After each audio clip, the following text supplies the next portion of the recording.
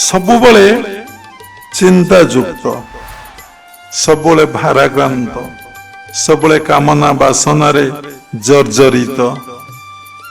ଆପଣ ଆଜି ଯୋଉ ଦୁଃଖ ଭୋଗୁଛନ୍ତି ତାହା ହିଁ ଆପଣଙ୍କ କର୍ମର ଫଳ। ଆପଣ ଆଜି ସୁଖ ଭୋଗୁଛନ୍ତି ତାହା ହିଁ ଆପଣଙ୍କ କର୍ମର ଫଳ। ଭଗବାନ କି କୋଉ ବ୍ୟକ୍ତି କାହାକୁ ସୁଖ ଆଉ ଦୁଃଖ ଦିଏ ନାହିଁ। ଯାହା ଭୋଗୁଛନ୍ତି ନିଜ କର୍ମର ଫଳ, ଏ ବିଷୟରେ ଆପଣ ଜ୍ଞାନ ଲାଭ କରିନାହାନ୍ତି। ତେଣୁ ତୁଳସୀ ଦାସ କହିଲେ, ସୁଖ ଦୁଃଖ ସ ନ କୋପି ଦାତା।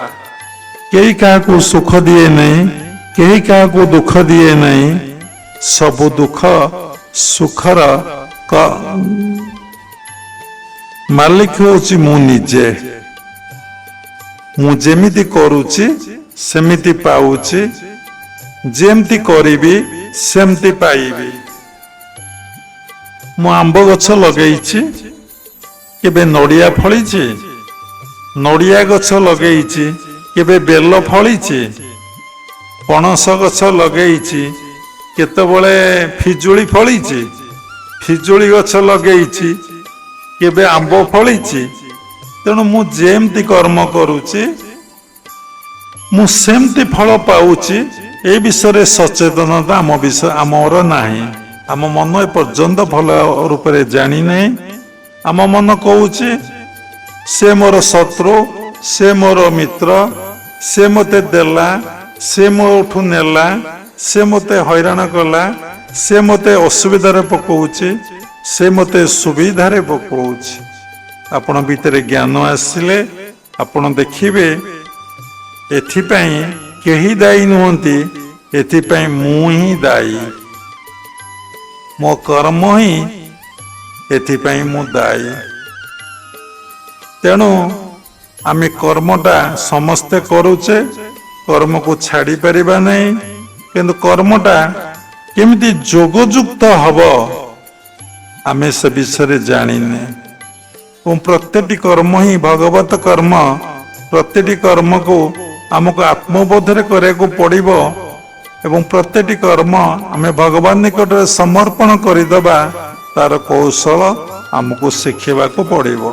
ଶିଖିଲେ ବଡ଼ କଥା ନୁହେଁ। ଫାଷ୍ଟ ଶ୍ରବଣ କରିବା, ତାପରେ ଶିକ୍ଷା ଲାଭ କରିବା, ତାପରେ ଜୀବନରେ ଆମେ ତାକୁ କାର୍ଯ୍ୟକାରୀ କରିବା ପାଇଁ ଚେଷ୍ଟା କରିବା। କାର୍ଯ୍ୟକାରୀ ନ କଲେ ଜ୍ଞାନ ଲାଭ ଥାଇକି କିଛି ଲାଭ ନାହିଁ।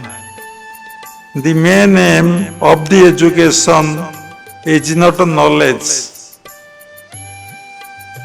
ଜ୍ଞାନ ଲାଭ କରୁ ଆମେ ଶିକ୍ଷା ଲାଭ କରୁନେ, ଜ୍ଞାନ ଲାଭ ଆମେ ଶିକ୍ଷା ଲାଭ କରୁଛେ କଣ କରିବା ପାଇଁ ନା କ୍ରିୟାତ୍ମକ କରିବା ପାଇଁ, ପ୍ରାକ୍ଟିକାଲ କରିବା ପାଇଁ।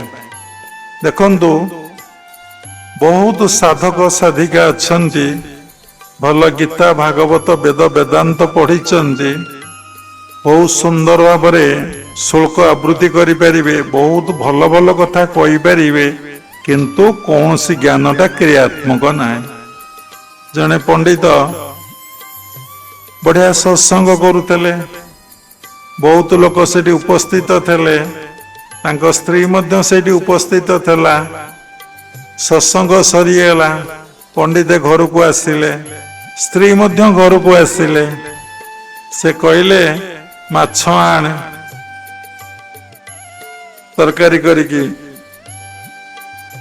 ତାପରେ ସେ ମୋତେ ଏତିକି ଦକ୍ଷିଣା ଦେଲେ, ଏତିକି ଦକ୍ଷିଣା ଦେଲେ ନାହିଁ, ବିଭିନ୍ନ କଥା କହିଲେ। ସେ କହିଲେ ଆପଣ କଣ ସେଠି ସଭାରେ ଏମିତି କହୁଥିଲେ, ଏଠି କଣ ଏମିତି କରୁଛନ୍ତି? ନା ସେଠି ମୁଁ ଲୋକମାନଙ୍କୁ କହୁଥିଲି, ସେଠି କଣ ମୁଁ ନିଜକୁ କହୁଥିଲି? ମୋର ପଇସା ଦରକାର, ଏଇଟା ମୋର ଗୋଟେ ବୃତ୍ତି, ମୁଁ ଯାଇଥିଲି କହିବା ପାଇଁ, କହିଲେ।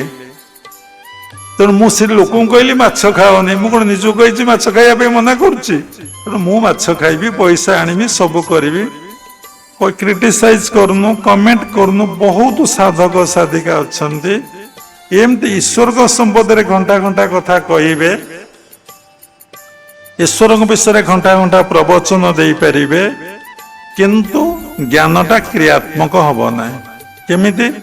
ଆମେ ଜାଣିଛେ ସମସ୍ତଙ୍କ ଭିତରେ ଭଗବାନ ଅଛନ୍ତି, ଗୀତା ଭାଗବତ ବ୍ରହ୍ମସୂତ୍ର ଉପନିଷଦ ସବୁ ଗ୍ରନ୍ଥରେ ଲେଖା ଅଛି। ଗୀତାରେ ଲେଖା ଅଛି ଈଶ୍ୱର ସର୍ବଭୂତାନାଂ, ଭାଗବତରେ ଲେଖା ଅଛି ସକଳ ଦେହେ ନାରାୟଣ, ଉପନିଷଦରେ ଲେଖା ଅଛି ଏକ ଦେବ ସର୍ବଭୂତେଷୁ ଗୂଢ଼।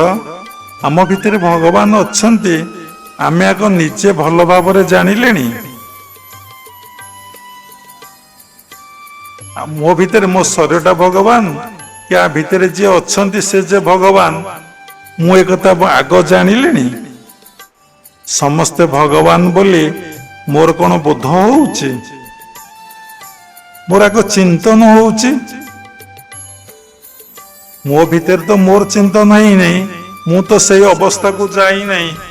ତେଣୁ ମୁଁ କେମିତି ସମସ୍ତେ ଯେ ଭଗବାନ, everything is Garh, Garh is everything, ମୁଁ କେମିତି ରିଅଲାଇଜ କରିବି? ହଉଛି। ଦେଖନ୍ତୁ ଜୀବନରେ ଜ୍ଞାନଟା କ୍ରିୟାତ୍ମକ ହଉନାହିଁ। ଯଦି ଆପଣ ଭିତରେ ଜ୍ଞାନଟା କ୍ରିୟାତ୍ମକ ହବ, ତାହେଲେ ଆପଣ ନୀରବ ହେଇଯିବେ, କାହାକୁ କିଛି କହିପାରିବେ ନାହିଁ। ଆପଣ ସବୁବେଳେ ଆନନ୍ଦ ଆଉ ଶାନ୍ତି ପାଇବେ।